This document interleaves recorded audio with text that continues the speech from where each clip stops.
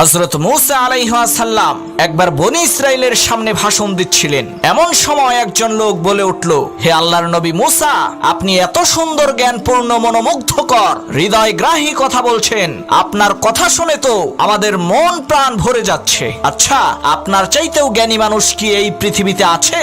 তখন হযরত মূসা আলাইহিস সালাম বললেন, না, আমিই সবচাইতে জ্ঞানী, আমার থেকে জ্ঞানী এই পৃথিবীতে আর কেউ নাই।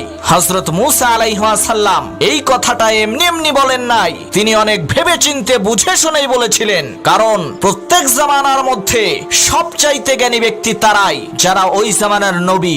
যেহেতু হযরত মূসা আলাইহিস সালাম আল্লাহ তাআলার একজন নবী ছিলেন এবং রাসূল ছিলেন, আল্লাহ তাআলা তার উপরে আসমানি কিতাব নাজিল করেছিলেন, এজন্যই তিনি বলেছেন যে আমি সবচাইতে জ্ঞানী। কিন্তু মহান আল্লাহ রাব্বুল আলামিনের কাছে হযরত মূসা আলাইহিস সালামের এই কথাটি পছন্দ হয়নি। তাই আল্লাহ তাআলা হযরত মূসা আলাইহিস